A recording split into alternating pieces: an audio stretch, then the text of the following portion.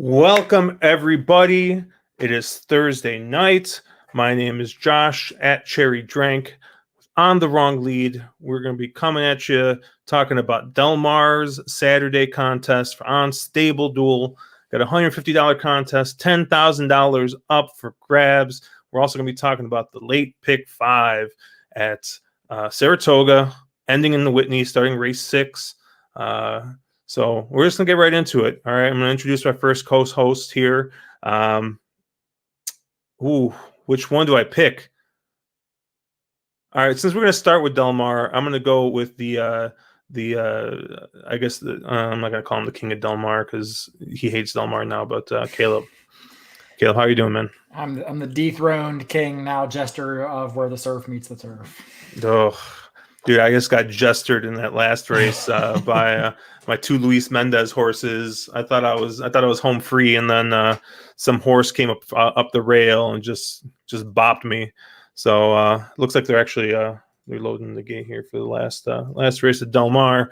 And I think I might be taking in this last race at Del Mar. I might be taking a mark angle. A mark angle. Yeah, there's a mark angle in this last race. Is there on turf at like? It's definitely Rispoli. It's definitely Rispoli on turf. Let me see. I gotta pull up the old Twin Spires account here and see what odds he's at. But he was looking pretty juicy when I last looked. What is he? He's 13-1 right now, Mark. Wait, really? Yeah, he's 13-1 in this last one. Maybe I'll pull up my old account here as well and take a look. And then just to add a little bit of spice to this, I also like another horse in here that is ridden by none other than Caleb's favorite jockey, Edwin Maldonado. I thought you were going to say Kent. No, I wish, but Kent is not able to pay my rent in this last race because fortunately he is not there. I'll pay the rent with Kent. I do want to point out that we had a record for earliest comment ever on our YouTube stream. Apparently, John Massey at like 12:16 in the morning decided to comment saying no coverage of the Low Sal Pick 6 carryover. Missed opportunity to show off quarter horse chops. Mark, I would love for us to do a stream where you put together one of your place pick 8s or whatever. And to understand what the heck you're even doing. I have no clue, man. Like I don't even know where to start. Freaking 8 races. I tried playing Arlington rolled out some extended horizontals this year, like a pick 7 and a pick 8. And I tried chasing them a couple times. I think I went 7 of 8 once. And it paid like $20 back or something. But yeah, I don't know. Place pick all, man. It's a ballsy play there. But Caleb, I know you wanted to talk about this because we talked about it right before. But how about Saratoga today? Oh man, today was the day that could have been. I guess is the one way to put it. I had a couple of spot plays today. I know you were on a couple of them too, Josh. I like that 4 horse in the 6th or 7th race. He was the cheap speed with George Vargas up. Ends up opening up like 6 lengths on the field, spurts away, turning for home. He's got a daylight lead. He's getting a little bit tired, but I think he had a real good shot to hold on. Jock hits the fence, falls off the horse, and then messes up about 3 horses behind him and gets beat. And unfortunately, I had the 4 who was on the lead, and then I believe the 7 had to actually jump over Vargas while he was on the ground and kind of slowed down after that, and looked like he was making up some ground before that happened. So I was cashing a pick 3 to either of those guys, and honestly, a miracle that kid didn't get hurt or he was able to walk off anyway. I don't know if he maybe had some bumps and bruises, but didn't get more hurt than he already did because I mean, he fell off with the Stampede right behind him, which is insane. Yeah. How did you do today, Mark? About as good as you two guys did. I had a couple of spot plays and I could not connect anything. Just a weird day, getting decent trips and stuff, but I didn't have as bad luck as you did, Josh. I would say I think your stakes the cake, but we're here. Jock from your one horse falling off your one horse takes out your other horse. That's impressive. Like that's some talent. But just rough day all around. Had a couple spot plays I was interested in. None of them connected, and I think it was a little interesting, definitely seeing speed being a little bit better on the turf, definitely. So that's something I'll be taking forward into tomorrow and into the weekend. We're not expecting any rain up here, so I would expect speed to be a little better on the turf and the dirt to be playing fair. I think you could close on the dirt today, which hasn't been that way all meet. I mean, certain times it has been, but a couple days there it was very speed favoring, and a couple days it was very closer favoring. So it seemed pretty fair on the dirt. Yeah, and I don't remember. I know, Mark, you've been putting out some Saratoga centered content. And I don't remember. Did you cover like the biases and stuff like that in the Saratoga video? I did. I talked a little about handicapping Saratoga in one of them and things I tend to chase. And I did mention some bias plays. But again, you're always going to be chasing the bias up here, especially with the weather. And this summer has been just crazy wet. So it's been a really weird one because just no consistency. Oh, is Pasta going to do this at 10-1? Come on, Pasta. Go by. Look, I need them to hold my family together right here. No, that 3 is going to ruin it all for me. 3 is going to ruin it all? Damn. Okay, well, I'll break even on it, but damn it, Pasta. Damn. Yeah, I had a 6-7 exacta box there too, but yeah, it looked good. Oh well. Better luck tomorrow. I did hop in the Emerald Downs contest tonight. I did see the Razor Sharp Picks guys. They did a show I think a little bit earlier, and they were talking some Emerald Downs, and they put together some stables there. So I hopped in that contest. I might keep an eye on that. But let's take a look ahead into Saturday. All right, and that's what everybody's here for. We're gonna go ahead, pop open Del Mar Saturday. I took a quick look at this. Del Mar has not been very kind to me. I know, Caleb, you've also mentioned not so kind to yourself. I thought there was a couple of really good races though here. You got the Best Pal, and then the feature is the Yellow Ribbon Handicap. And Caleb, I know you have a play in here for our StableDuel people that you wanted to talk about.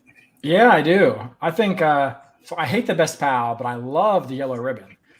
I think that's a really fun race. There's a lot of different ways you can go. And I think the best horse in the race isn't necessarily the most likely winner in the race. I think Charmaine's Mia is the best horse in this field. She's had a couple wins that were just really, really flashy, really, really fast. But I do think that she has distance issues. And she got exposed badly last time out at 1 1/8. And 1 1/16, I don't know. I mean, she was life or death to hold off Dog Tag 2 back, and Dog Tag's not exactly a win machine. So I think there's value in going against Charmaine's Mia here, and it does feel like there's a decent amount of pace pressure. Raimundo's Secret has some speed. Charmaine's Mia has some speed. Dog Tag had speed at one point. Brooke can flash speed. Keeper of the Stars. I mean, there's a lot of potential speed on paper here. Laura's Light. So I ended up on the 8 horse, Princess Grace. I don't really want a stone cold 1-run closer, but I've really been impressed with this horse. I followed her since last year, actually. Mike Stidham, he doesn't ship a whole lot. In the past 3 years, he's shipped 9 horses to Del Mar on the turf anyway. 3 of them have won, and 4 of them hit the board. So typically when he sends them over here, they're pretty well meant. As most people probably know, I tend to think these East Coast turf horses are just better than their West Coast counterparts.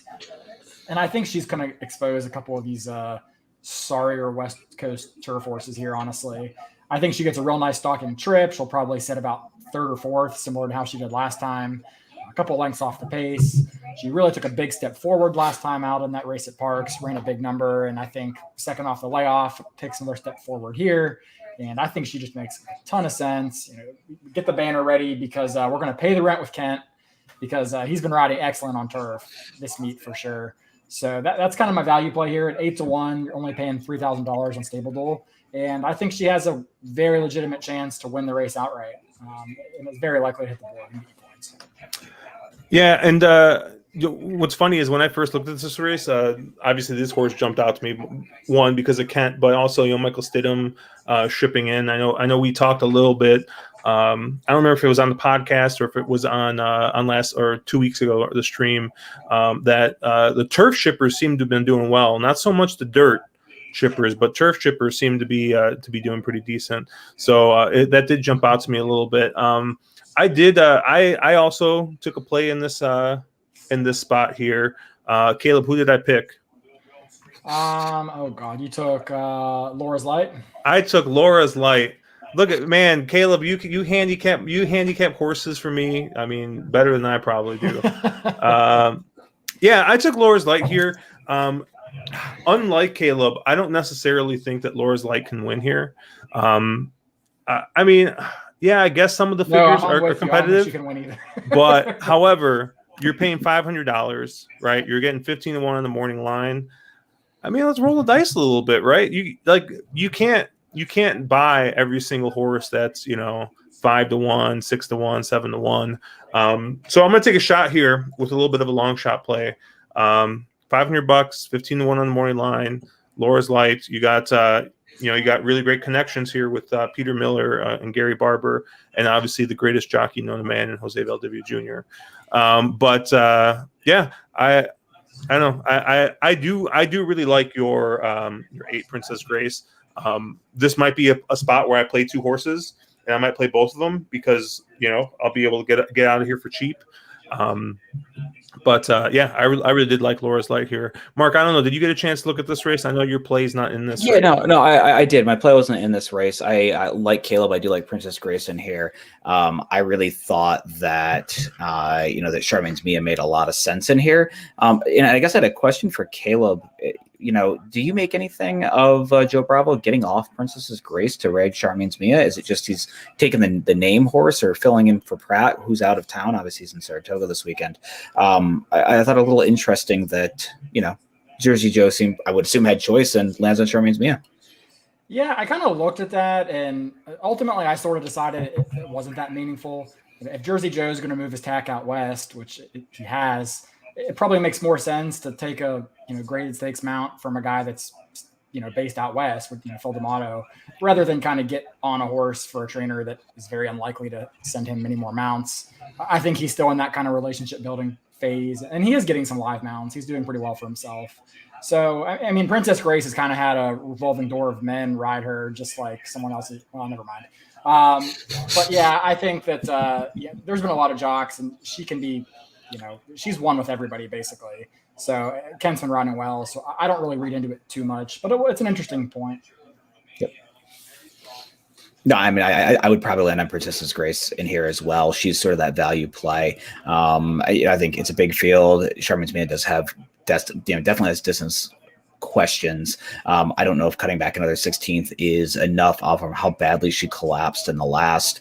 I've come out and said my feelings on dog tag, and if there's any horse in here that I was a little bit more interested on, just on a value proposition, it is Brooke, who is a horse that has shown that she doesn't necessarily. I mean, she won a lot, just hasn't really shown up here, but she's a horse that does really like to hit the board. And you're getting, if you're talking about a value play, I don't know what 12-1 comes out to in StableDuel dollars. Caleb probably knows off the top of his head, but that's a fairly inexpensive horse in a StableDuel stable that really likes to hit the board. And if you are playing that game, if you have better opinions other places, this might be a cheap way to get out. And Kyle Frey has been riding absolutely lights out this meet. Yeah, where's Kyle Frey's biggest fan? Like, he's literally I haven't seen him in weeks. The British, British UK Gamer or whatever, UK Gamer. He's a huge Kyle Frey fan. He actually changed his name on Discord to, I think, like Kyle Frey's #1 fan or something. And I think he actually changed his Twitter handle too, if I remember correctly. I'm pretty sure he's like Kyle Frey lover #1 or something now.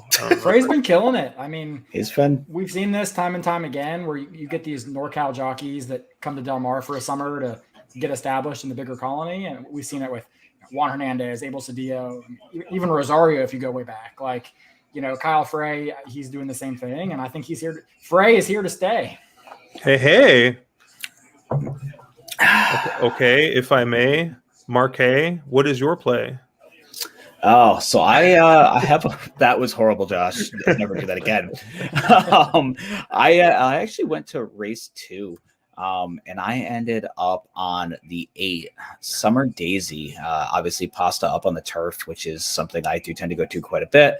But this is a first timer in the U.S. Was a horse that seemed to be, it has a lot of turf pedigree, both top and bottom. I don't know why they were trying to run Summer Daisy on the synthetic, and they never really tried this one on turf. But Eclipse gets this one. I don't know if it was a private purchase or if it was part of their UK operations they shipped over. I just have a feeling first-time Lasix for these. When Rispoli rides for Paddy Gallagher, he hits at an obscene percentage. He's 43% in the last year. So, Paddy Gallagher tends to grab Rispoli when he's got a live one. And this one's on turf, which is, the surface I want Pasta on. So 6-1 on the morning line, $5,000 StableDuel horse. Seems super interesting as a sort of a spot play, or, I'm willing to spend in a tournament like this, willing to spend $5K on that kind of a horse. I have to ask, because I always forget, Mark, and I know you'll remember because you just love to talk about this constantly. Remember that Mountaineer shipper that came in? Was Rispoli aboard? That may have been the case, possibly.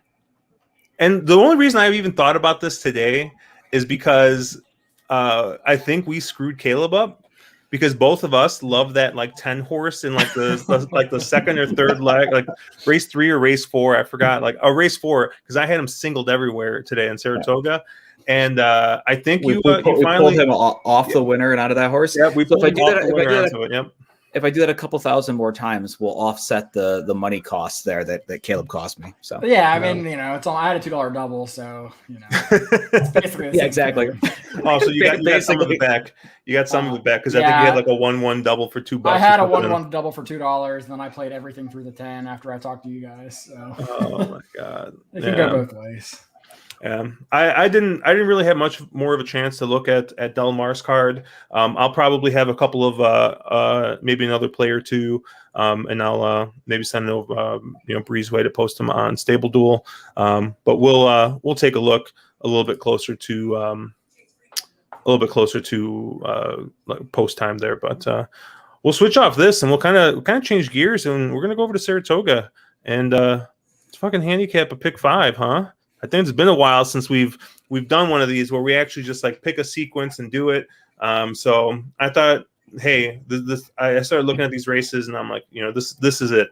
This is the racing. These are the kind of sequences that you come to expect summer racing, not what we saw today with quite possibly the worst race ever carded at Saratoga. That second race. That second race was absolutely abysmal. That's top 5 worst races I've ever seen carded. I think Caleb and I riffed on it for about 15 minutes last night, talking through that. Looks like Road Warrior has joined us. Sorry for being late. Packing for Lake George. I don't think that's like another week or two, isn't it? Boo this man. Was it really that bad? Come on, it was good. It's probably okay, Caleb, you're a neutral party. Was that better or worse than my rhyme earlier? Better, but not much. Wow. Thanks, Caleb. Thanks. Yeah. All right. So here we go. First leg of this pick 5. Mark, you're pouring yourself a little bit of tequila or tequila-like substance there. Where are you going here? And sorry, everybody, I got my notes on here, so you'll probably know where I'm going before other people say anything. But Mark, where are you going here? Yeah, no, I think this race, when you start talking about this race, and I landed on, just so everybody knows, I ended up being fairly spready this race. I want some coverage here. I think it might be a little more wide open than it looks on paper, but I think value proposition makes a ton of sense in here, but I sort of head scratch with value proposition. Obviously, it's the Chad in the race of, I think, 3 or 4 that he's got in here. Horse has done nothing, has run extremely well past couple years, and makes a lot of sense in here if you just are looking at figures. But, I always head scratch at a trainer like Chad who knows what he's doing.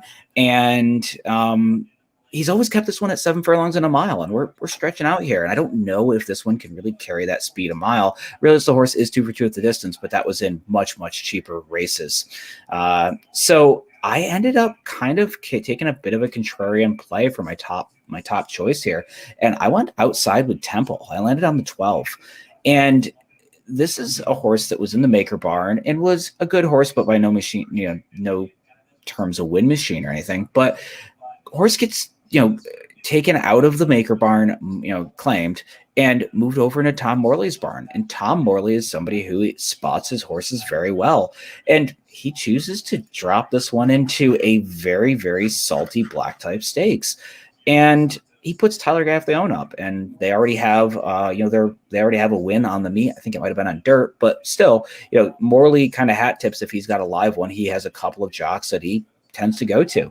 And I find Temple extremely interesting in here. Been on the Morley barn, month and a half. He should have this one figured out, know what he has. There's quite a bit of pace for Temple to fire into in this race. I think I'm not sure who ends up being on the front end, but there's quite a few in here that can have some pace. And I think Temple gets a, pretty good setup and can, hopefully make one big sustained run and get home at a pretty stupid price. I did want to touch on our friend, Mr. Brandon Merrick, aka the whose mom gets Mark drunk at the track all the time. He says, "What's up, guys? Thoughts on Pratt being here for the weekend?"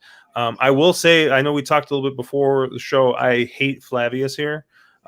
So I don't really like him on here, but I don't know. I don't think Pratt coming into Saratoga is like super disruptive in any way. Like, I think like if Rispoli showed up, I'd maybe pay a little bit more attention.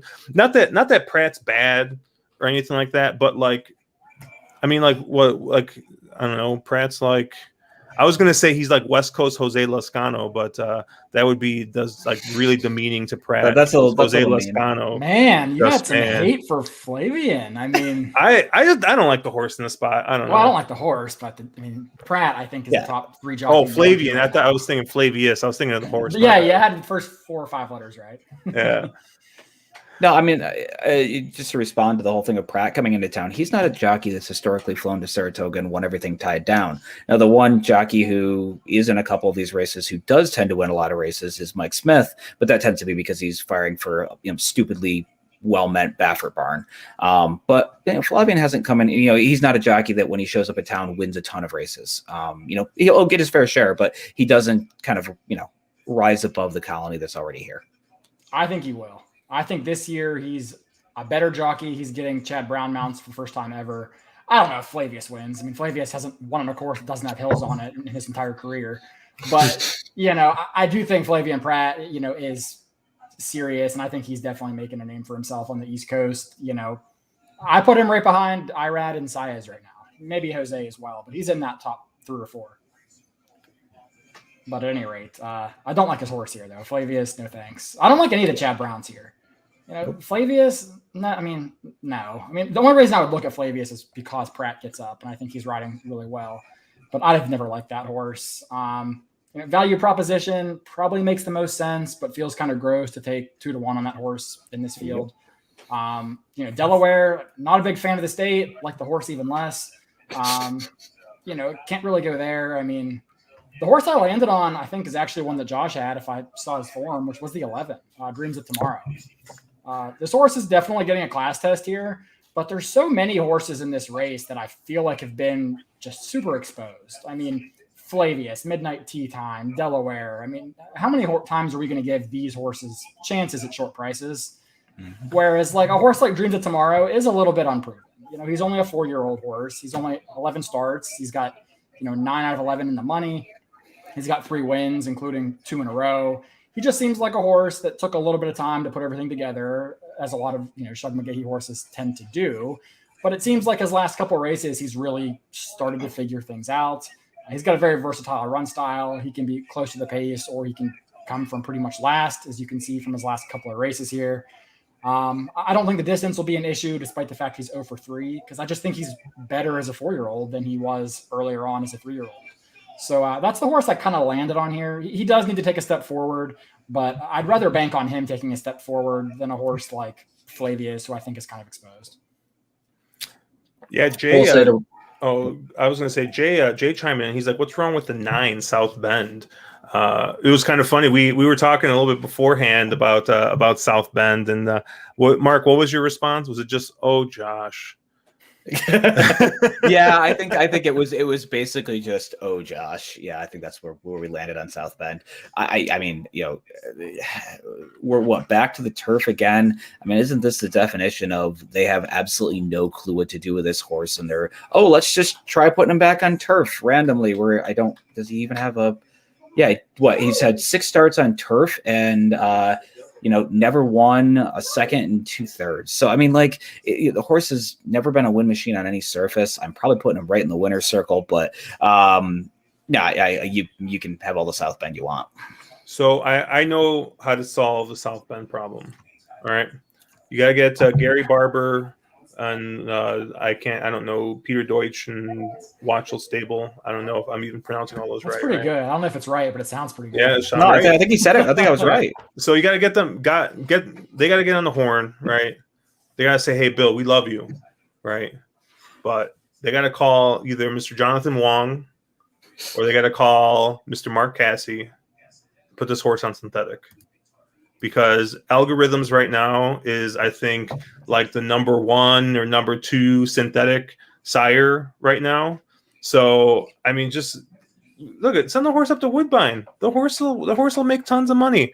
Pay his bills, you make you a little bit of money. Like, go for it. I mean, the horse already made $478,000 for running in all those G1s and then coming second in Ohio Derby. But I'm sure the horse is paid for. But yeah, I don't know.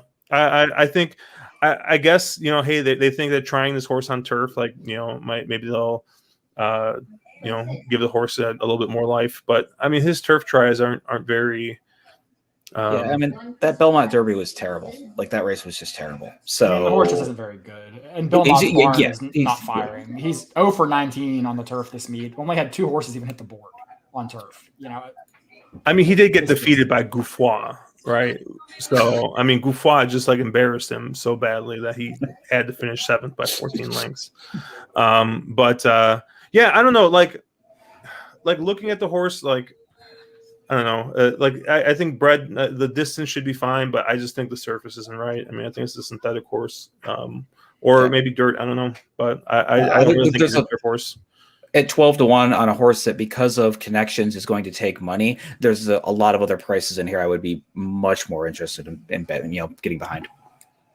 Yeah, I was actually interested in the other Tom Morley horse in here, the 7, Tell Your Daddy. I mean, you guys already know the Josh formula to handicapping, but you got this E, you got the 7 here. I mean, 8-1, I think, is a fair price. Like you said, you got all these Chad horses. They're going to take money. So I think I have only the 7 and 11, I think, noted here as A's. I know Caleb already talked about the 11. I kind of like the 11 for the same reasons Caleb did. I mean, the horse is in good form. Horse has won its last 2 races. And, I mean, the horse hasn't missed the try since Breakdance Maiden. So I think the horse is going to be in a good spot and is going to be sitting at nice P-trip. So I think this horse might sit a little bit just off the pace and make that first run. Of the Chad Brown horses, literally the only one I could bring myself to include is going to be the 3 value proposition. My problem is that if I'm looking at the race and I see 2 or 3 other horses, right, that I like, and I like this 2-1 Chad that's probably going to go off at 6-5 or even money or something crazy, you might as well not use it. I mean, unless you have stronger opinions down the road, right? So really, I'll probably mark this as a B question mark, which for me honestly means I may use the horse. I usually play a caveman ticker. I'll play a couple of them, but the only way I could ever bring myself to use this horse is if I have better opinions down the line. I'm going to try and stay skinny, and I'm not going to use all 3 Chads. And I think this is really the only one that you need if you're going to use any of them. But I'm going to try and spike a price here with the 7 and the 11. Road Warrior also agreeing here with the 11. He says the horse always shows up. Decent price with Chad getting plenty of attention. And I would imagine horses like the 11, the 12, your 7 will probably all drift up in price because, like you said, I would imagine the 3 goes off at 6 to 5, 7 to 5, right? Something like that. And I just don't think that horse is that much better than this field to really be deserving of that kind of price. Yeah, and I'm just going to mark this. I'm going to mark Temple here, and this is just how I mark notes like first pass through stuff, just so I kind of like come back and redecide if I'm going to use this horse or not. Yeah, I think that pretty much does it for that first race. We get through it. We seem to Mark is spreading there. I think Caleb and I are going to be a little bit skinnier. Race 7, the Glens Falls, the town that John Clendon is nearby somewhere, somehow. Maybe he works there. I don't remember. But we're going a mile and a half on the turf, which I know just gets Caleb's ears perked. This is for fillies and mares, though, so I think this is a little bit more. Palpable for you. I know we have our good friend Dave is making a very large wager on Warlike Goddess in this spot. I think he says he's been waiting since Keeneland to place a wager on this horse. So what's the backstory there? Because he likes this horse before the performances even came out. Did he hit a big score on this horse or something? Did he get to meet the horse in person? Either Keeneland or Gulfstream he might have hit on this horse. Because Dave loves playing that rainbow payout. So it was probably from Gulfstream. But he just came out of nowhere, right? I haven't seen him in weeks. And all of a sudden he only appears when Warlike Goddess shows up or there's a mandatory payout at Santa Anita or Gulfstream. Yeah, he just randomly posted a picture of a entry tab and was like, dude, who even looks at entries like this? But yeah, he's interested in more like Goddess. I'm extremely against. What about you, Caleb? I think she's the best horse in the race. I think she's up against it from the pace dynamics. I'm not extremely against, though. I'll be against the Chads earlier. I'm not going to use too many short prices and a couple of other legs. This is a short priced horse that, I don't view her as a single or toss kind of candidate, but I do think I'm going to use her with probably 2 others in this race. Not the most, ideal bet structure, but that's kind of my first pass. I just think she's the best horse. I mean, she's very much the best horse. And you may think, oh, well, she's against it from the pace dynamics. But she was against it from the pace dynamics in her last 2 starts. I mean, they went 49-3 and then 115-4 at a mile and a half. And she came from 9th to win going away by 3.5, almost 4 lengths. I just tend to think that, at these marathon turf distances, the pace doesn't really compromise good horses quite as much as it does when you're going a mile or a mile and 16th, maybe. I think she's just the best horse here. So I'll probably have her as a single on multiple tickets. And then I'll probably use 2 other horses on some other tickets as well. But I'll kind of see where y'all land before we go into that.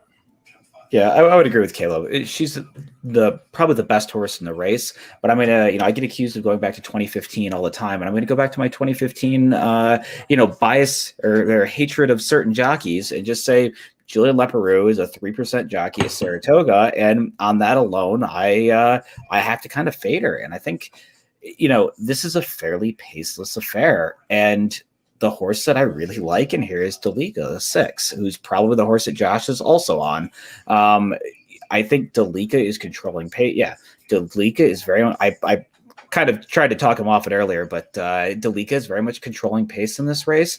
With if Miguel Mena can slow this down, walk the dog on the front end, and make it so those closers just can't fire. I mean, maybe Warlike Goddess is really that good. Could be, but. If they go, especially on the inner turf at Saratoga, which tends to be a little harder to close into than the Melon, I just think that some of these are going to have way too much work to be, to do late. And I think Delika is classy enough that she can kind of steal us on the front end. Yeah, I saw Road Warrior tossed out a horse, Call Me Love, which I believe I also have marked down as an A here. Yeah. I kind of want to use Call Me Love, same reasons that I'm going to be using Delika, right? Is I feel like it's going to be a horse that's going to be forwardly placed. I don't know, I don't think there's going to be tons of pace here. I do agree with you, though, Caleb. If you do look back, Warlike Goddess had super slow paces, especially on Briz. You got the -10, -15 here and still managed to close from the clouds. So, it has that turn of foot. And like you said, in these turf marathons, it's not as big of a deal. But yeah, I think Call Me Love, coming off 2 straight wins, and you're getting a better price here. So I'm definitely gonna be price conscious here, and probably in both these first 2 races, and try and see if I can get around this these short price favorites. I did, and I know you're probably going to say something, Caleb, but I did have a certain Chad Brown horse marked as a B. Does he have 2 horses in this race? Yeah. Well, he's got the fake horse. Well, is there another one? Because I know you can't have my. Yeah, he's got or Josh, do you like enjoy pain or something? So I got my sister Nat here. Honestly, like, look at, I'm gonna take back some nasty things I said. Right? Not about my sister Nat. Like, definitely not. I don't know about this horse, but I'm gonna say the C word. I mean, isn't this the classiest horse in the field? I mean, like, I know the horse hasn't won since the horse hasn't won since the Waya back in or Waya or whatever back in Saratoga, but I mean, the horse has gone against every single big name turf horse that was out there in the division last year. So Mark is like, both you guys like are just like cannot believe the words I'm saying. So I said I had 2 more horses. Delika was obviously the one of them, and then the one I just marked down is like an X, and then an erased X with a question mark, and then an X over the question mark on my form is my sister Nat, because you're right. I mean, she's been going up against way better. She, maybe she's just better at 1.5 miles. I mean, maybe that's splitting hairs from 1 3/8 miles. I mean. But her last 2 races came back fast, fast enough to win this race on figures. Now she doesn't win these races typically. She's 3 for 17, but I don't hate where you're going. I mean, I don't know that I can use her at 3-1. That's kind of my big issue. But if she would get to like the 5-1 range, I wouldn't hate that take. How many excuses are we really going to give her? She just hates winning. And, I mean, that Waya was an absolute fluke, and it screwed me over on that day because I tossed her because, prior to that, she'd hated winning. And then after the Waya, she's gone back to hating winning. She's a horse that fills out the bottom end of an exacta or a trifecta. She's that kind of horse, and that's how you use her.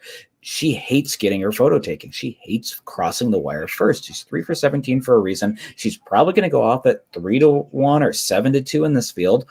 And just from a values proposition, she's going to be massively overbet for her chances of winning. Like Caleb said, if she's 8-1, I'm interested in her, but she literally needs to be 6, 7, 8-1 for me to be interested. I just think that she has to prove that she can win. And, and again, I was trying, you kind of moved on, but I was going to go back to Call Me Love.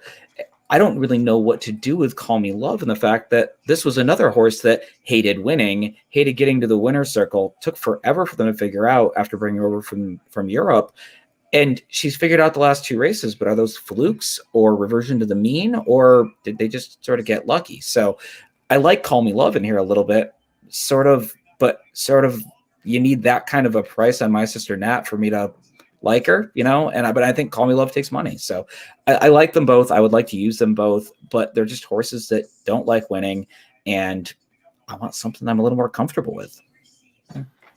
Yeah, I did post Jay's comment earlier. He says that my sister Nat and Warlike Goddess both like slow paced races.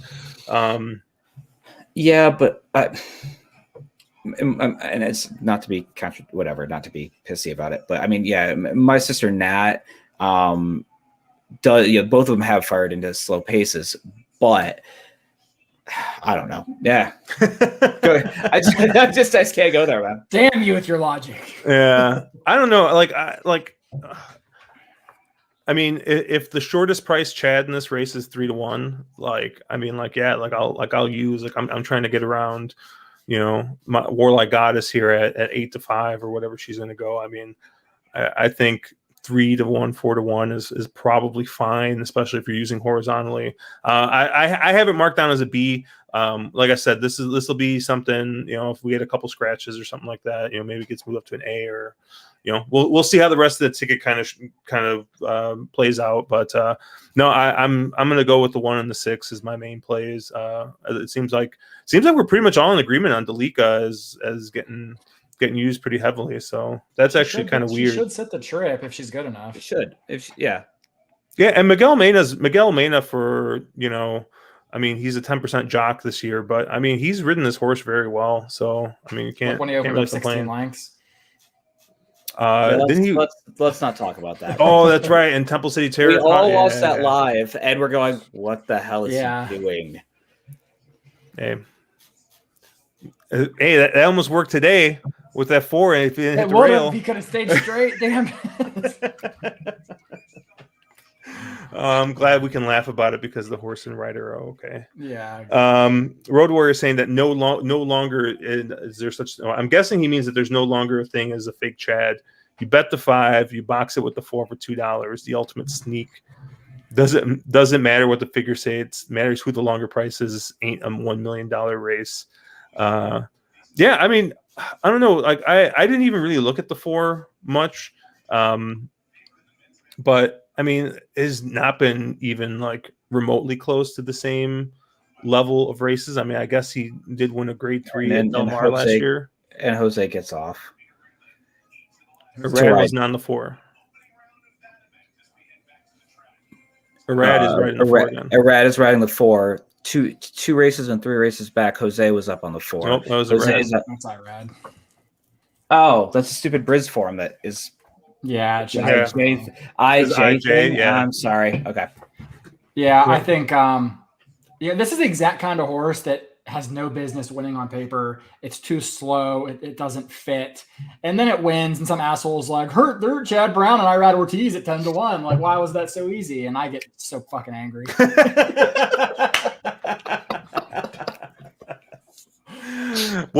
So obviously I'm looking at the Briz form, Mark. How much slower are we looking at this 4 on time form? I'll let you look that up. She needs to find 15 points of speed fig.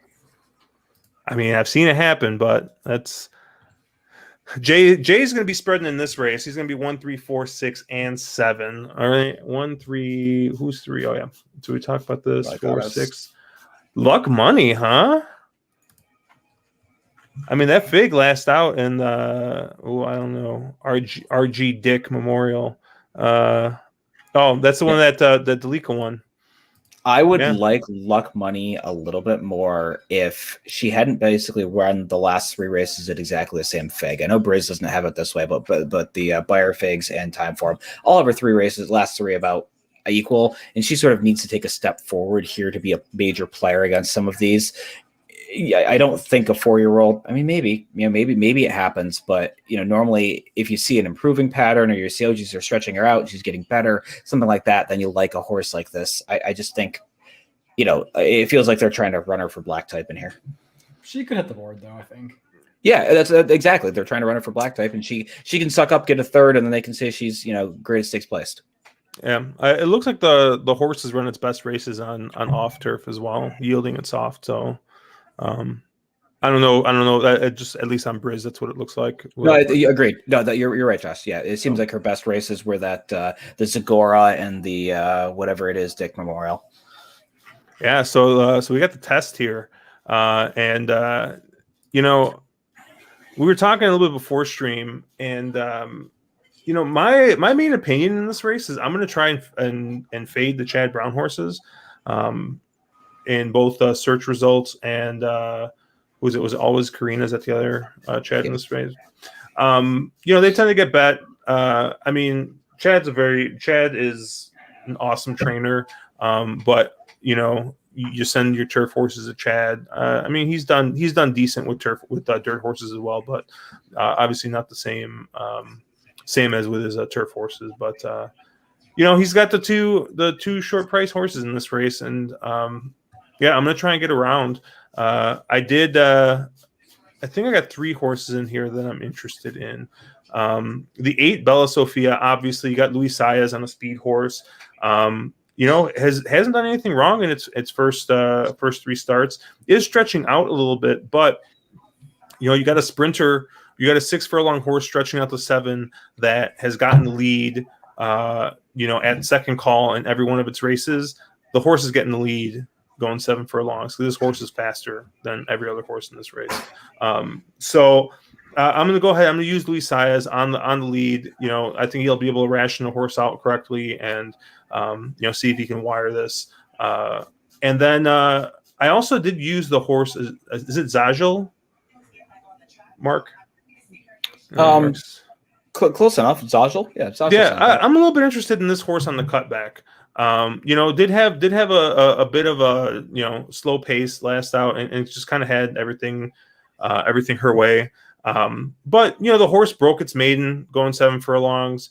Won a grade 3, the 4 gal. Going 7 furlongs. And once it stretched out, it seemed to kind of bounce, or I don't know. I think maybe this horse is just a sprinter. And won the Mother Goose. That wasn't exactly like a great, like we saw what Clairiere came back and ran. And maybe it just wasn't that great of a race, and the horse stretched out and won. But I'm interested in seeing this horse cut back to 7 furlongs. You're getting good prices on both those horses. Super Sensational, I don't know what to do with. I have it marked as a question mark. I mean, Pratt's in town and he's not riding. But wait, who's Pratt riding? Well, you could argue Pratt's in town to ride this 5, I would assume. Yeah, that's why he's here, is to ride Always Carina. Right, Always Carina?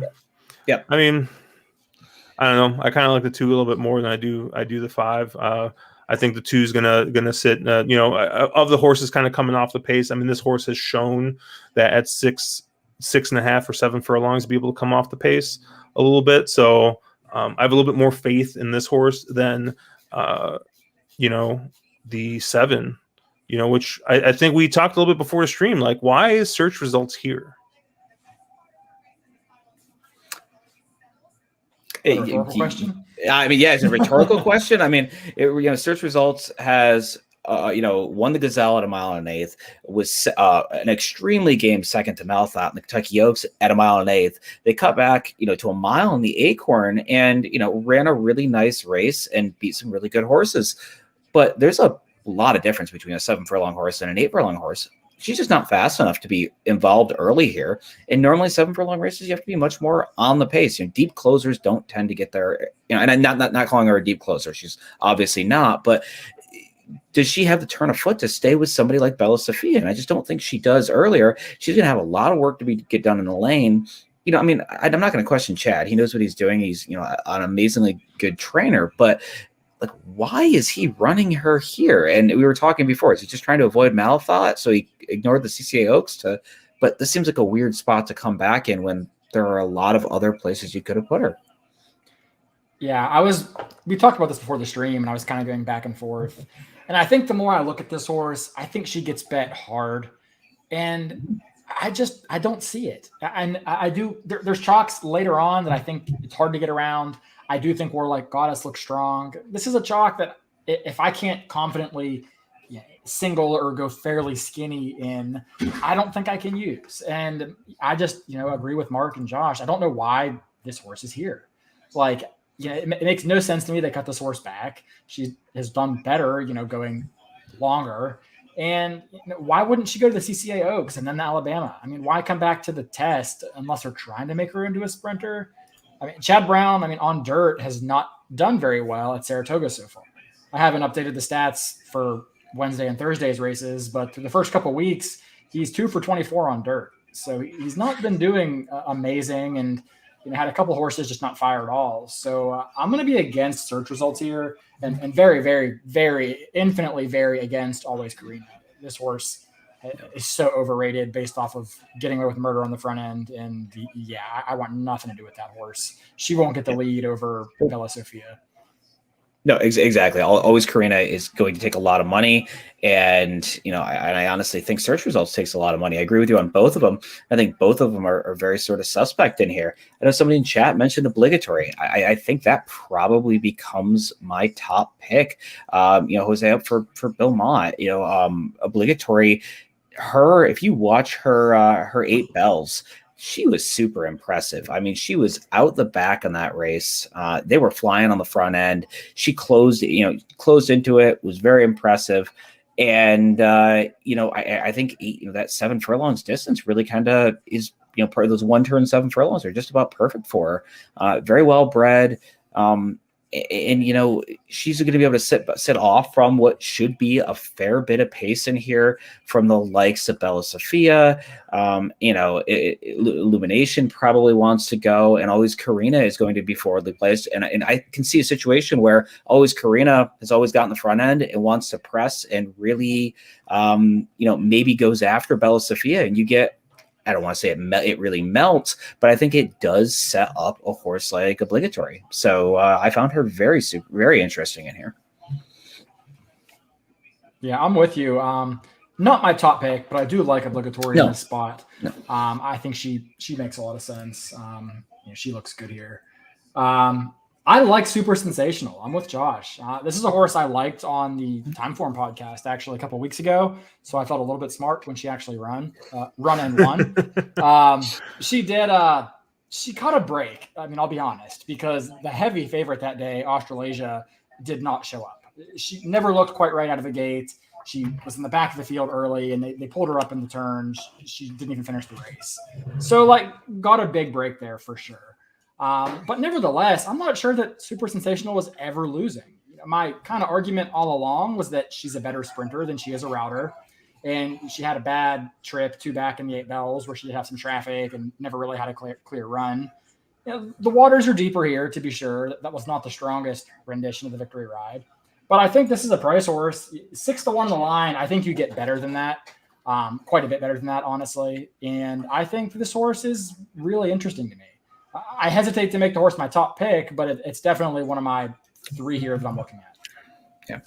Yeah, I think no matter how I look at this race, I'm probably going to be 6 deep in here. This is the race I want to be spread in because I think it's the one I have some of the best opinions at getting around some of the favorites with. And I think so many things, I'm looking at this as a pick 5 sequence. So I think so many people will try to get a little cute here and use maybe Always Karina in search results and try to get by on one of those 2. That if you can get around those 2, the 2 logical Chad Brown horses, everything that Caleb said about Chad not firing on dirt is 100% accurate so far this meet, that if you can get around these 2, the sequence probably all of a sudden pays a lot. I mean, I could go full game theory and toss them. I probably use them because that's how I tend to lean. But I agree with everything you guys have said so far. Yeah, I actually, and you guys, if you're watching the thing, I don't know. I erased my Always Karina note here. And obligatory, we'll see what I do with her. I did see Jay, and I posted this earlier, but Jay looks like he's going to single obligatory. Great form, great race setup with 4 speeds. I know that's what you guys were kind of talking about here. And Road Warrior, he said he saw Super Sensational's last race, and he screamed out loud, "Where the hell did that come from?" He's gonna go 3. He's gonna go 3, 4, 6 here. So Zagil obligatory, and he's gonna use Make Mischief here, which we didn't really talk about, but. I don't know. That was the one horse in here I had a little bit of a hard time getting to. I'm not going to fault anybody for going there. If you're gonna get every bit of 12-1. Yeah, she'll probably be the longest price on the board, but doesn't she just feel like a worse version of obligatory? Yeah. But yeah, I mean, doesn't this just also feel like a race that we spent all this time talking about all these horses that should win, and then the Baffert horse goes wire to wire? Oh my God, the Baffert horse we didn't even talk about. Oh man, I don't think the Baffert horse can get the lead in here, though, right? It shouldn't, but I've seen crazier things. You've seen crazier things, yeah. But yeah, I mean, Baffert's barn has not been firing. If you don't follow Delmar, the only wins he has are with maidens, and he had a claimer that won actually, like a 16,000 OTWL claimer that won. Any of his horses in the better races have been running pretty terribly actually, so I'm not so sure this horse is going to be I don't know why this horse is even here. Yeah, he did have that one nice 2-year-old that won. I already forgot. I think he won on Sunday, or I think she won on Sunday sprinting. But I'm gonna bet you that horse is there as a plane filler. He was shipping a plane out with some other horses to run here, and that one just kind of filled out the plane. He had the extra slot. Why not run him? It's his only horse on the card, though, unless he's running on Sunday. Is it? I thought he had somebody else. Mm-mm. Okay. No, unless you're confused by the Jill Baffert horse that we're going to see in this next race. I may have been confused by the Jill Baffert horse. That's clearly not being trained by Bob Baffert. Clearly, Mark, if you're going on Saturday, can you bring a carton of eggs just in case? Yeah. How many do I need? Is it like a big flat of them? Like a couple hundred? Like how many do we need? Because I will be there. So. Yeah. So we got the Saratoga Derby. Caleb has already boldly predicted that there is no way that an American horse can win this race. No, was that you, Mark? That was me. That was Mark. Okay, Mark boldly predicted. Really went out on a limb and said that there's no way that a American horse can win this race. I tend to agree. I do have one horse written down as a B. I have Du Jour still written down as a question mark. I don't know. I haven't erased it yet. But your favorite's going to be the 6, Bolshoi Ballet. I mean, that was it. The Belmont Derby, was that the one where like the horse just like had like nowhere to go and just exploded? Like you didn't think that there's any way that this horse you're was going to thinking win? of the filly Santa Barbara. I was Santa Barbara. This is the horse that was under a drive for like half a mile, but eventually. Oh, that's right. They're like, oh my God, they're done. asking the horse already, and then like the horse just kept going. Yeah. But I mean, 2-1 favorite. Aiden. I forgot which podcast it was I was listening to or who I was listening to, but I think someone made a great point. About these shippers now coming in with no Lasix being allowed in these races, like. We always talk about, they send the bleeders over here to give them Lasix, but if they send horses that already aren't taking Lasix and don't give it, I feel like they might be an advantage for some of these horses that may either be coming off of it or are, have that American bloodline that seems to require it in many horses. So wait, did you happen to be listening to the Timeform US podcast and hear a very handsome fellow say something very similar to that? I'm pretty sure. Is that what it was, Caleb? Was it you saying that? I probably brought it up in passing. Oh, okay. Yeah, it was either you or Aragona brought up something to that effect that with the Lasix now not being available, some of these European shippers seem to have been moved quite a bit forward. Yeah. Someone asked if Du Jour is French. I believe it's the French language, but it is not a French horse, unfortunately. But it is a Natalie Baffert. So I don't do this often, but I think I have to agree with Mark. And I don't think an American can win this race. In fact, I think there's probably only 2 horses I think can win, and I might single here to be honest. But yeah, I think I'd be very surprised if an American wins this race. I have a feeling you're going to single on the horse that is the opposite to the Euro that I'm going to take, but I'm going to go to Cadillac here. I've wanted to bet this horse back ever since that BC Juvenile Turf, where the running lines don't say that this horse had trouble, but if you go back and watch that race, this horse had loads of trouble, was in tight, never could get a run, and quite honestly, I don't think anybody was going to beat Fire at Will that day. Then they came back, took some time off and, gave this one turned this one out for a bit and came back at the Arms Holding International Stakes at the Kerr, and horse was just ultra impressive. This is one that I've liked the form on. This is a horse that gets faster every race. Harrington right now is, she's winning everything not tied down in the UK and has been for the past couple of years. And I think this one is just super, super, super well meant. I have no idea what my issue with Bolshoi Ballet is. I just don't really love the horse. The horse feels like the every other kind, and I'm expecting this one to toss a clunker. So, of the ones in here, I want a lot of Cadillac, and I'm going to have probably in this pick 75 or 80% of my money going through Cadillac. Yeah, actually, that is the one I like the best. Oh, really? Oh. Well, so that horse can't win now. Great. Yeah, Thanks, Oh. Caleb. Thanks. This one I had a ton of money going. I was in the BCBC last year. I had a lot of money going through Cadillac on Friday. It didn't quite pan out, but I didn't think that he disgraced himself at all. The one thing I was worried about was he took a lot of time off before getting back to the races as a 3-year-old. A lot of the times we see these Lopa de Vega horses run really fast at 2 and then just never get faster, kind of like the Wesley Ward syndrome. But this horse did get faster. This horse ran really good last time out. Not the strongest field in the world, but the figure came back strong, was beating older horses, and now drops back to 3-year-old only company here. And I really think, second off the layoff should be sharper here. Shane Foley comes for the mount. And, if you don't follow, European racing much, and I mean, I'll be honest, I really don't. But this horse has been racing against some horses that have turned out to be really, really good. I mean, St. Mark's Basilica might be the best 3-year-old in training right now, a 3-time Group 1 winner. Max Sweeney, Group 1 winner. I mean, Van Gogh, a Group 1 winner. Van Gogh, yeah. I mean, these fields are, just way better than anything he's catching today. Bolshoi Ballet is going to take all the money because Aiden O'Brien, the last out win. But to me, that win wasn't pretty. You didn't win the way an even money horse is supposed to. And this horse is really more of a grinder. He doesn't really have that turn of foot. He doesn't have that explosive kick. He's a horse that you have to get on pretty early and, ride him for quite a bit. And he kind of gave me the impression that longer would be better watching that race. I don't know that a mile and 3/16 is going to be ideal for him. And I'm also just not sure. I don't think that Belmont Derby was really worth very much. I don't think there was any good horses in there. You had the Japanese shipper run second, who was probably the first horse I tossed and one of the longest prices on the board. So I think that was a bad field. He did what he was supposed to at even money. He didn't do it the way he was supposed to. And he still didn't run back to that Darristown Stud Derby trial at Leopardstown 2 back where he had that huge win.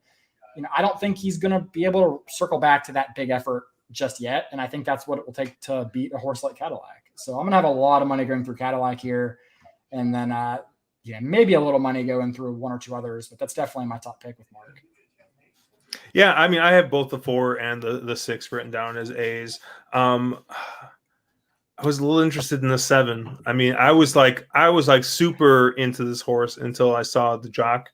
I mean, God bless Mike Smith, but he's 5% on the turf.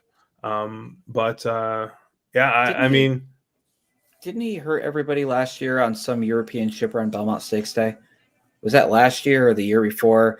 I remember me looking at it, doing the same thing, going, "Oh, Mike Smith on turf," and he was on some European shipper that burned everybody. Look at Mark. I'm going to be honest with you, right? Anytime Mike Smith wins on a turf horse, my tickets are dead. Okay. So I respect that opinion. So, I don't know. But yeah, I was a little interested in this horse. I mean, the horse, hasn't won for a little bit here, but Charles Appleby shipping the horse over. I don't know. Wasn't Appleby the one who shipped over the 2 horses that came first and second last week? And he did. He usually sends live ones, and I do like the horse, but it's tough for me to get to Mike Smith. But yeah, he does send some live ones over. You're right, Josh. Yeah. So, I would say of the Euros, Secret Protector is probably the one that's been keeping the weakest company. There's been some okay horses, but like we've been saying with Cadillac, Cadillac's been going for the creme of the crop of European horses this year. Where Secret Protector has been there's no monsters that he's been running versus. Yeah, Magellan was really highly regarded, but that was quite a while ago. So yeah, Jay's also on the 4 and the 7 here, so it seems like he likes your guys' top pick here, Cadillac, and he's interested in the Mike Smith special here.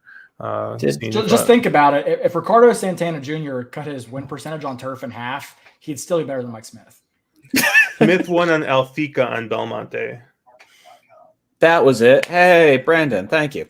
Alfiqua. That was the horse I was trying to think of. Wasn't that Mike Smith? Oh yeah, because I had the Luis Saez horse. I had the Summer Romance. Exactly. I had the other. I had Summer something. Yeah, because Mike Smith knocked me out of everything. And that horse came back to win again, just not that long ago. What, Summer in Saratoga? Yeah, the horse came back to win the Diana, I think it was. Okay, so one other horse, and I know I've beaten up our my favorite French jock already, but anybody have any love for Cellist in here at The all? only American I could use would be Cellist. I thought Cellist, I guess it is, yeah. Cellist, whatever. Yeah, I thought she, or he ran, excuse me, a better than it looks race. Yeah. You know, and you know, it's Slipperoo, so it's tough to endorse. But the only American I think has a chance is that if this horse gets out to the lead and steals it. Yeah, I thought it made some sense. I didn't know how the race had to shape up for him to really make sense, and I don't want to bet Julian, but it was a horse that I didn't feel like I could completely toss because I could kind of get to if I squinted hard enough, you know. I mean, I'm a little interested in Yes this time. I know we're just like trashing all the American horses, and maybe this is one that you use underneath instead. But I mean, horses won 5 in a row. Did win the Kent last out, and now I mean Briz just hates the figure. I mean that looks like that looks slower than any other race that the horses won, I think. Yeah, I don't know. I'm interested in this 5 Yes this time based off the form.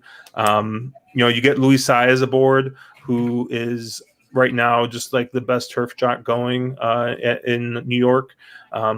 So I have the horse marked down as a B. We'll see if I use it. But I thought this horse was interesting coming into this. I mean that last race. I mean those fractions, and the horse still came in from 4 lengths off of it. So I'm a little interested in the 5, but we'll see. I mean I really do think it's going to be hard to beat any of the Euros here. Hard to knock Saez right now, but that's a tough one for me to get to unless I'm getting 20 to 1 or better. What about this 9 horse? Just too slow? A little too slow. I mean, Time Form does not have this horse very fast. So for me, to me, this feels like there was space on the plane kind of a horse for the Aiden O'Brien runner. Yeah. And then I'm sure Aiden O'Brien, I didn't look at the card to be marked it, but I'm sure he probably has Santa Barbara running tomorrow or Sunday in the Saratoga, the female version of this race. And to me, this is probably we had space on the plane kind of a horse. Joseph's his son, right? Yeah. So his call up his son is like, hey, I'll give you hey, let's split this Uber. His son's got a pretty big stable now as well, and is taking in a lot of they're sort of kind of equal calibers, let's call it that. And so yeah, it's probably hey, we have a plane booked. We're going to be flying these couple over. You want to, you got anything you want to bring over as well? Dave Barista saying King Fury Irish Gypsy horse. Mark, do you know what that means? Because I do not. I think I would imagine the Irish Gypsy would mean that the horse runs at a lot of different tracks, but yeah, I just can't get there. It's very provocative, though. I kind of. It is. I know. I was just like, wow, like that's just like thinking like maybe it's like some like deep bloodline or something like that. Like we got it might be an Hodge. Irish spread, but he's not. No, he's not. Okay. No, I just aren't they grasping at straws here and hoping this one takes to turf. Never run on turf before. It doesn't really scream top or bottom. This one has any turf pedigree to me. I wonder if they may have entered in this hoping it gets rained off. Tyson Fury is a horse. Is who the horse I think is named after. Who's I think he's a UFC fighter, right? Caleb. Okay. Yeah, you watched UFC. Yeah. Oh, the boxer. He's a boxer. There you go. As a UFC fighter. See, like how far boxing has fallen, right? Just like horse racing, right? It's like, oh, you hear a fighter's name and you're like, that's got to be a UFC fighter, right? Oof. Yeah, boxing is Pacquiao and Mayweather, the rematch kind of killed boxing for me. So I see Jay's talking about Canterbury. He's like saying if it just went off the turf. I have to ask you, Jay, if you've been watching Canterbury. Yesterday, I was watching the race. Oh God, here we go. Look at Jay. This is look at don't listen to Mark. All right. Yesterday I was watching this race and I actually got to pull up because I was talking to Cash about this. Oh goodness. Race two yesterday. Kelsey Haar is on the 6. What the hell happened? Tell me what the hell happened. Go back and watch that replay. Tell me what the hell happened. Because I have never seen such a loaded horse with such a just like absolutely just stone. I mean, she was like just like standing up the whole time. Like I couldn't believe it, and I got nosed out. Like I just need somebody. I need somebody to like watch that and agree with me. Oh God. But all right, I'm off my soapbox there. Mark's already annoyed. Are you really? Yeah, Really? yeah, I'm done. I'm done. I'm gonna talk about my beats. Who was that? DJ had a question about Soldier Rising, the one horse. Soldier Rising. You want to talk about Euros, the keeping the weakest company? I think this one takes the cake. Yeah. You know, a nice horse, a bad spot. You know, would be a nice horse in maybe a grade 3 or a listed stakes. But I think the waters are just too deep here. Yeah. I would very much agree. Yeah. I'll be you got a Christophe Clement horse and I've noticed this. Rosario hasn't been on like all of his mounts. I don't know. Normally only on his first call the way he used to. Yeah, he's just getting the 2-year-olds. It seems like 2-year-old turfers is what he's getting from Clement first call. That are the loaded ones. Interesting. Yeah, and it looks like Dujour, or he's going to hop on Dujour. So we'll see if he's going to be able to close from the clouds. Yes. I do hopping on Dujour with Pratt in town, so that tells you probably what you need to know there. Who's Pratt got in this race? Pratt doesn't have a mount, which I thought was very strange. I was very strange. Well, he's not a turf jock, right, Mark? No, he's not a turf jock. So I guess in the barn change, maybe they gave Pratt the first one, but we're going to Rosario now. I don't know. Who knows? Who knows what trainers do or think? I don't know. Doesn't matter. All right. The Whitney. So this is a 5-horse field. I don't know if I'm exactly mad at it. I mean, I can't really think of who else would have shown. I mean, like what Mystic Guide and who's the other horse I'm thinking of? Happy Saver and who else? There was one. Isn't there another? There's probably there's a couple other horses, but they all just like ran like 2 weeks ago. So. They just ran the Suburban with Max Player and the rest of them. Oh, Max Player, yeah, Max Player now, who's apparently like apparently is good. Yeah, apparently he's actually like a part of the handicap division now. After Capone just like banging that drum for what seems like forever. But yeah, so it looks like you got Knicks Go as your 6-5 favorite here. Maxfield at 8-5.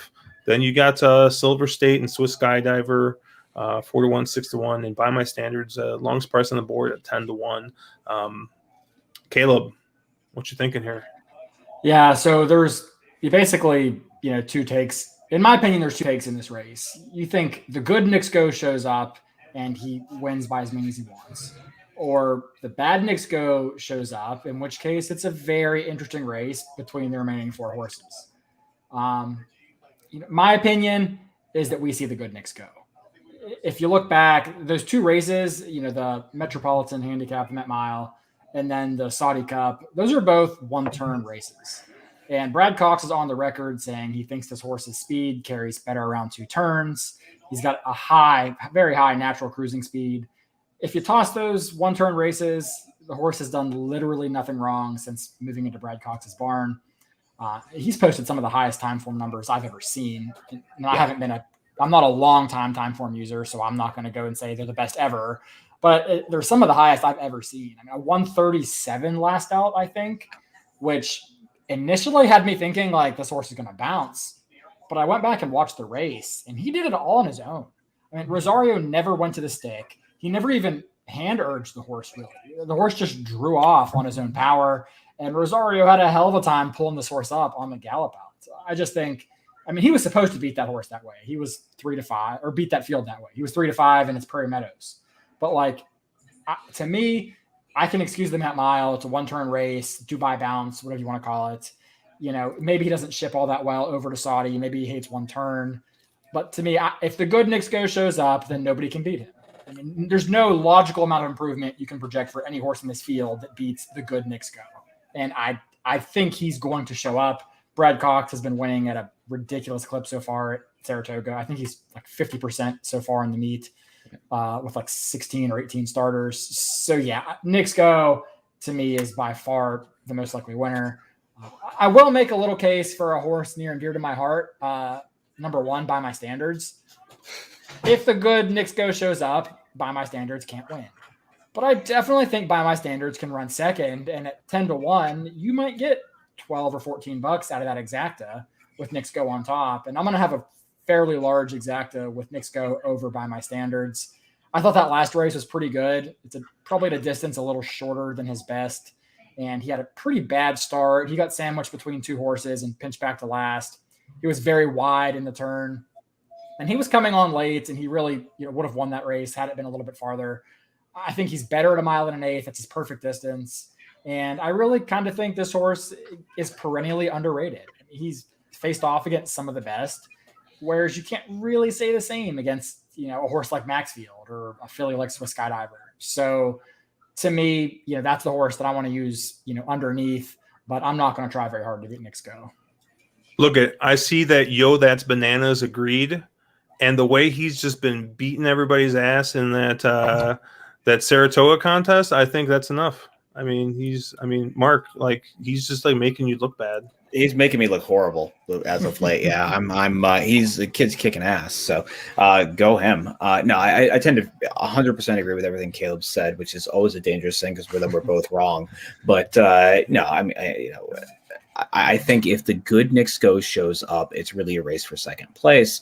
I'm somebody that's gone over to Timeform Figs recently. I've never seen a horse be in the 130s ever on Timeform, and Knicks Go has 4 of them in the past year. He's just on a different level in this field. I really wanted to make a case for somebody else. I think Maxfield is 7 of 8 career, just never a horse that I don't know. I don't know why I don't like him, but I've never been. I've always felt like he kind of ran versus soft fields, and he just isn't good enough to beat Knicks Go if Knicks Go brings his A game. And then the other one that you want to make a case for is Swiss Skydiver. But given the whole issue, and if people aren't aware, they locked down the barn and Swiss couldn't train for a week or 10 days, something like that, because of equine herpes. And if you look at some of the public dosing informations, they have been giving her a lot of stuff that makes you kind of scratch your head at what's going on with her. So I think just, on the break in training, this was not their primary intent to go to the Whitney. And she's 6-1 on the morning line. I was amazed. I expected she would be, shorter, just on the filly taking on the boys and knowing she's going to take money. I'd almost be surprised if you get 6-1. I bet you she'll end up taking money. And I think she's the kind of horse in here that you want to fade. Yeah, I think she's 7-2. I totally agree with everything you said. I'm on board. Yeah. I think Caleb, you know how dangerous this is? We just pushed for Skydiver in the winner's circle. I legitimately think can't lose now. I legitimately think there's only 3 horses that can win this race, and one horse wins this race 90% of the time, and that's Knicks Go. I don't know. This is just the case where I think you single Knicks Go, and you don't use anybody else. The one nice thing is you do have the takeout reducer in this race, which is the 5 Maxfield. Yes. I think Maxfield at 8-5, I don't know. If you compare the horses that Knicks Go's been racing against compared to the horses Maxfield's been beaten up on, they entered Maxfield in the Santa Anita handicap, and he got beat by Idol and Express Train. And some of you people might be like, who? And exactly. He can't keep on facing Sonoman and Warriors Charge over and over again. Chess Chief, favorite horse, Chess Chief. Dude, I love Chess Chief. I bet Chess Chief on the turf because I'm an idiot. Yeah, no, I just don't see it, right? And here's the thing, right? Maxfield can technically win, right? The horse, all the other horses could not leave the gate, and Maxfield could just lap everybody, whatever. But as your second choice in this field, Maxfield probably needs to be 3-1 or 4-1 for me to even maybe consider the horse. And 8-5 on the morning line, and David's usually pretty good. So I don't see this being any more than 2-1. Yeah, I just can't get behind Maxfield at all. I think Nixco is the real deal. If you excuse that Saudi Cup race and you excuse the Met Mile from shipping, I mean, there's the horse hasn't done anything wrong. Like, they shipped him over. Maybe didn't like Saudi, shipped him back. No one ever runs good that first race back. Yeah, I mean, well, there's really nothing else. I mean, Caleb, Mark, you guys all touched on it. Swiss Skydiver, for all the reasons Mark says, cannot win here. So it leaves you with Silver State and By My Standards. I mean, I kind of agree with Caleb with this exacta play. I think you could use Knicks Go and you use, By My Standards and Silver State underneath. Heck, I might even build a try with those 3 horses and just, try and get those other 2 horses out the trifecta, and just key Knicks Go on top. I don't know. I don't know where those last 2 races from Silver State came from. I don't know if I can trust it. Like, I think with Caleb, I have a little bit more faith in a By My Standards than I do any of the other horses underneath. But I mean, that was just like probably about 5 minutes of rambling just to tell you to single Knicks Go here. Mark, what were you going to say? No, I was just going to say, I think, I like your guys' By My Standard underneath. I think I need Silver State underneath. And I think there's a chance that the track is very juiced, trying to get a crazy figure. And they just kind of go 1-2 and parade around, bit of a merry-go-round around the track. And I think Silver State's probably the second fastest horse in the field. And I don't think those last 2 races came out of nowhere. I mean, he's been a horse that does like to win, and he does really run really well. He hasn't really beaten a lot of horses besides By My Standards, mischievous Hallett's, but and he beat Hunka too with the world's best bob, like by that much. Chase Nicely, I don't believe it actually happened, but it apparently did. So no, I mean, I think you can make a case for sort of Silver State as the second best horse in the race. Yeah, I like Silver State. I think he's a nice horse. I think he's tripped out hardcore in a number of races, including that last one. If you watch the Met Mile, I mean, the leader kind of blew the turn, the rail opened up, and he just scooted up through, whereas, By My Standards had a much more challenged trip at, 2.5 times the price. I'll go with By My Standards. But from the pace dynamics, I can definitely see how maybe Silver State just kind of inherits a better position on the track bias and gets another good trip. Yeah, I mean, I think as usual, and I don't see our friend Stephen Fox anywhere to tell us that we spent all that time to talk a horse that might go off at even money into the winner's circle. But yeah, that's going to be it for that late pick 5 sequence. Mark, have you looked at the rest of the card? Is there anything on there that kind of sticks out to you? I haven't really gone through the rest of the card yet. I need to spend a little more time with it. Still need to honestly clean up tomorrow's card. So just been a little crazy at work and haven't had the chance. But I did have a question for Caleb. His home state's biggest race is coming up here this weekend, and was wondering if you had an opinion.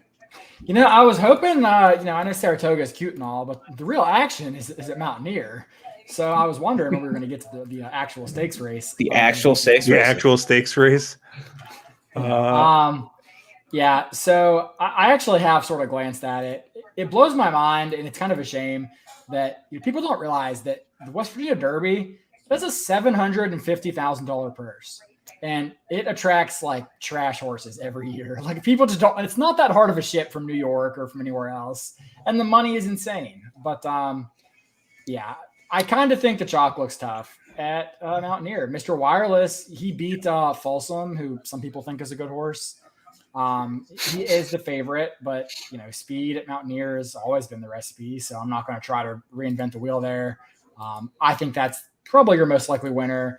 I don't know that you get much of a price, but yeah, Bourbonic's in that race, which is the Todd Pletcher horse that ran in the Wood Memorial in the Derby. Hopefully he takes some money because I don't think he can win. But yeah, I'll use Mr. Wireless if I actually play Mountaineer on Saturday. No love for Warrant, huh? I don't hate Warrant. You just going to say tripped out in his last? Is that the take there? He ran well. He did. I'm not against Warrant, I think. I don't want to take a 9 to 5 and a 5 to 2. I guess is my point. But if I'm going to take one of the shorter prices, I'd rather have Mr. Wireless. But no, I like Warrant. I mean, and that is coming out of Brad Cox, who's really, really running well. Drew ships in for this mount, so there's a lot to like there. Dude, call Terry up. See what he thinks. I know he's probably been digging into this card. Josh, you're going to probably end up on the same horse he I'm probably. Well, what's funny is, I mean, the thing about Warrant is Warrant did beat Mr. Wireless, but that was also on a sloppy track, and Warrant is a constitution which that just loves a slop. So I don't know. Warrant ended up getting beat by Folsom, and then Mr. Wireless beat Folsom. So it's just kind of like that whole matchup thing. I was a little interested in this 3-horse Bourbon Thunder. Finished third, and that was that Dak Daniels race that just I think that knocked all you guys out. Was it first or second week of Saratoga? If I remember correctly, this horse was just kind of posted wide the entire time, and did make up a little bit of ground. And I mean, it was a long price, but the second place winner ended up coming back to win next time out. Dak Daniels had that nice win there. So I was a little interested in Bourbon Thunder. I mean, obviously it is a huge step up in class. You get former leading jockey at Mountaineer, Deshaun Parker, coming back to town. So I don't know. I kind of like Bourbon Thunder. I think it's time for us to get a new bottle of Pinhook bourbon, right? Because they're the people who own this, right? Bourbon Lane Stables is Pinhook. Yeah, I think it is. Yeah. So so I was a little interested in Bourbon Thunder. We'll see. We'll take maybe a little bit more of a closer look. I'd like Warrant, especially if he comes up sloppy. I mean, obviously, Mr. Wireless is probably going to be, super short here. But Mark, did you look at this at all? Yeah, no, I would say I agreed. I tended to go to either Warrant or, I mean, not to be uncreative or anything, either Warrant or Mr. Wireless. I think Bourbonic takes a lot of money just on connections, and I want no part of Bourbonic whatsoever. Completely up against the bias at Mountaineer. And, when you talk about tripping out, that Wood Memorial, the whole race absolutely completely collapsed and closers went 1-2. So, I mean, I think Bourbonic ended up taking a lot of money, and I want no part of him. And I don't hate your horse either, Bourbon Thunder. So, I think 3, 4, 5 are the most logical, and it should be a really good race. A lot of money, a big purse, and I wish it got a little classier field because the money's definitely there. I was trying to see who got who's running in the older horse. It looks like Mighty Heart's running. That's probably going to be who I'll probably key around. Mighty Heart's a really nice horse. I'm actually kind of surprised it's not shorter here. But that's the Governors, yeah. But I did see one question from Road Warrior. He wants to know our thoughts on the Troy tomorrow. I totally forgot about the Troy, and that we needed to have Caleb discuss the Troy. Go on, Caleb. I have nothing against turf sprinters. There's very few that are on my shit list. I find that division just routinely the hardest division to handicap in all of horse racing. It's begging for a standout, and it feels like we haven't had one since the Juice Monster World of Trouble. I mean, I guess Disco Partner if you go back farther than that, maybe. But I like some prices in the Troy. I mean, I'm very, very interested in the 10 Lazuli. We already talked about Charles Appleby. He sends live horses more often than not. This horse is a perfect 3/3 over a firm track. And I think he's going to love this Saratoga turf course that is going to be completely firm. It hasn't had rain in quite a while. I think this horse is extremely interesting at 8-1. And you do get Sias up. So you get an actual jockey instead of Mike Smith, which is really cool. Beyond that, I think that, I'm going to channel my vintage Josh, and I sort of think Chateau's not impossible. This horse should get the lead. Now, I don't know if this horse wants turf, and I don't, pedigree is a little bit mixed, but should get the lead in a turf sprint that's surprisingly soft on early pace. I mean, I think that Chateau's faster than Bound for Nowhere, And I don't think Bound for Nowhere really wants the lead. Most of his wins come when he's stalking or just off. So at 30-1, I mean, if Chateau might not win, but you have to use that horse in your exotics. So I'm looking at him definitely in a trifecta. And then my boy Imprimis, of course.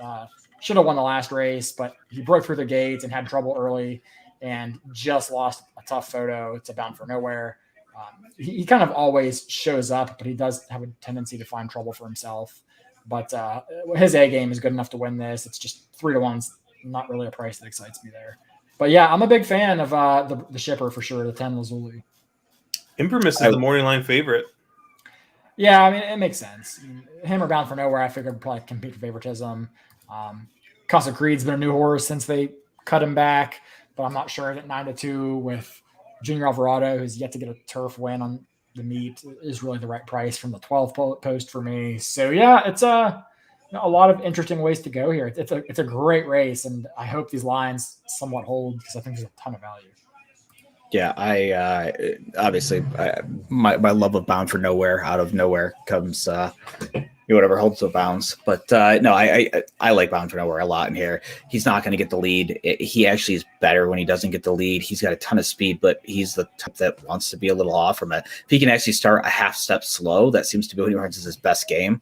Which is absurd for a 5.5 furlong horse. And if you toss the races that he's run that were not at 5.5 furlongs, his form massively improves. And I saw 7-2 and I was kind of shocked. I thought he would be much shorter than that. I'll be honest. I'm going to go a different. Well, I want to go a different direction, but Mark. As soon as I say this, Mark's going to correct me and be like, that the one post at 5.5 furlongs has never won. And you're going to like Fast Boat? Are you? Dude, insane? I like Fast Boat at 10-1. Fast Boat's interesting. Fast Boat's very interesting at 10-1. How is Fast Boat interesting? You don't think so? You don't think like that the 5.5 furlong race two back, the turf sprint before the Jaipur, you don't think that's a nice race? That race might be fast enough to win here? No, I think that race. You mean the race he had at Sam Houston? No, the race at Churchill. He's trying to use the Churchill turf sprint where that horse needs to improve, 5 or 6 points on time. Yeah, I mean, I remember that race because that was on the Oaks Day card, I want to say. And I used him there, but it was the race that I used him because everyone else looks bad. And, I just don't think he's that good. So why not use him when everybody else looks good? Because is that not how that works? Looks bad by comparison.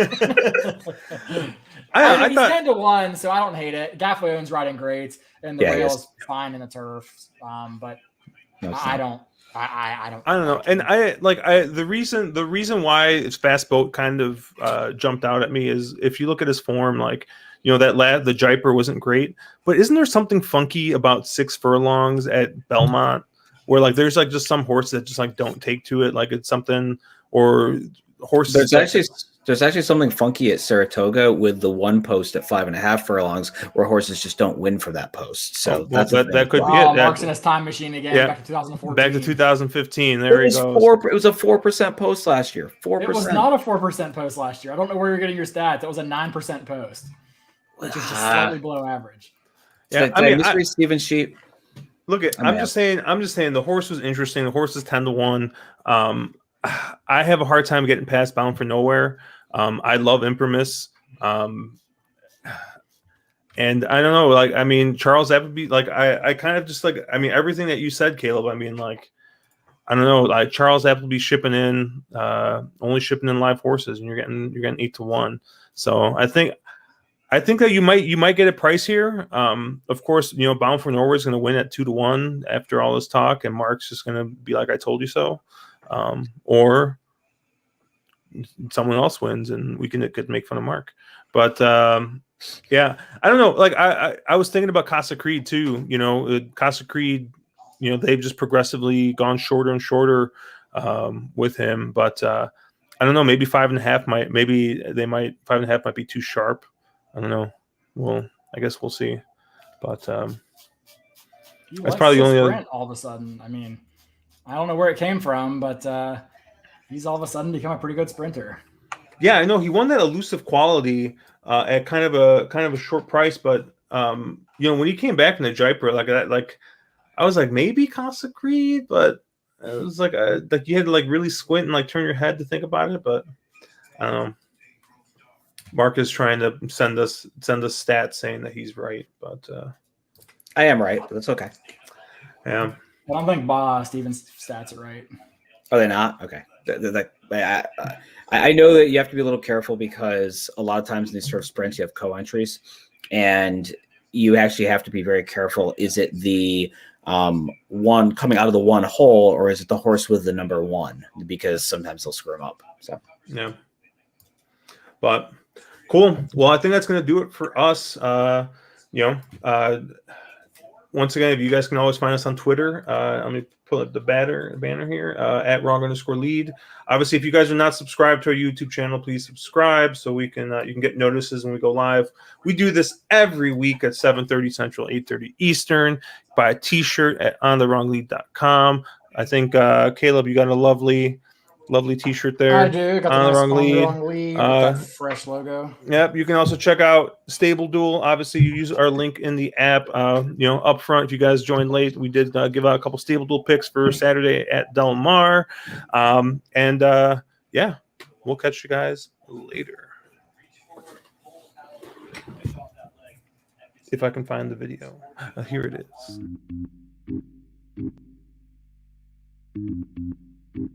Thank